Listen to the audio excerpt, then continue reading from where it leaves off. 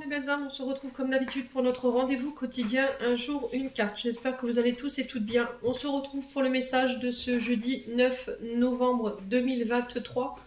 Je vous rappelle que l'énergie pour demain reste une fois de plus générale et qu'elle ne pourra pas vibrer avec tout le monde. Bienvenue à ma nouvelle communauté sur le souffle d'un ange by Emily. Merci à tous pour votre bienveillance et votre gentillesse témoignée tous les jours. Merci également à tous ceux qui me font confiance lors des rendez-vous.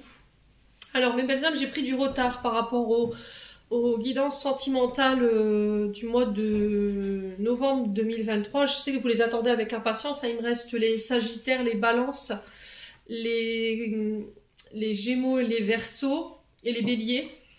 Là, je suis un peu souffrante en ce moment au niveau énergétique, c'est difficile. Donc j'essaye au moins de vous rendre les guidances journalières chaque jour. Je fais de mon mieux là pour récupérer. J'ai fait une belle bronchite. Là, je suis seulement en train de guérir justement de cette bronchite. Donc, merci à tous pour votre compréhension par rapport à ça. Voilà, puis on est parti. Du coup, on va aller voir le premier signe pour cette journée de demain. Alors, ce sera les signes de terre. Donc, les taureaux, vierges et capricornes. Allez, on est parti pour vous, mes amis signes de terre, pour les taureaux, vierges et capricornes. Allez. Pour les taureaux, vierges et capricornes. Donc, je vous rappelle que l'énergie pour demain, elle reste générale. Si ça ne vous parle pas, vous laissez, vous vous rabattez éventuellement sur les secteurs ascendants et les secteurs lunaires. Allez, pour les taureaux, vierges et capricornes. Allez, pour les taureaux, vierges et capricornes. On en a une. Oh, bon, c'est pas une des plus belles. Je vous l'accorde, les signes de terre. Alors, la trahison. Donc la trahison, ici, la carte vous dit, je nettoie les mémoires qui me font porter un jugement hâtif envers les autres. Alors cette carte de la trahison, elle vient vous dire ici, déjà dans un premier temps, qu'il faut apprendre à connaître les autres avant de porter un jugement, voir au-delà du masque, voir au-delà de ce que vous percevez. Premier message. Alors, je vous accorde que l'apparition de cette carte dans le tirage, c'est pas forcément positive. La trahison, voilà, ça reste quand même quelque chose de difficile à vivre. Elle vient simplement nous dire, en fait, qu'il y a une personne ou plusieurs personnes qui sont autour de vous et qui n'ont pas été honnêtes. Alors, cette trahison, peut-être qu'elle a déjà eu lieu pour certains d'entre vous. Et du coup là vous êtes peut-être à la recherche de votre équilibre par rapport à ça, d'un retour à l'équilibre. Alors par rapport à la trahison, moi j'ai un homme plus mûr, donc un homme âgé de plus de 60 ans, ça peut être un père, ça peut être éventuellement un grand-père, mais ça peut être aussi un homme qui a joué cette figure d'autorité. Ça peut être également quelqu'un qui est à la tête d'un service ou à la tête d'une entreprise, quelqu'un qui a qui peut être hiérarchiquement supérieur au-dessus de vous. Ça peut être aussi un homme plus âgé que vous.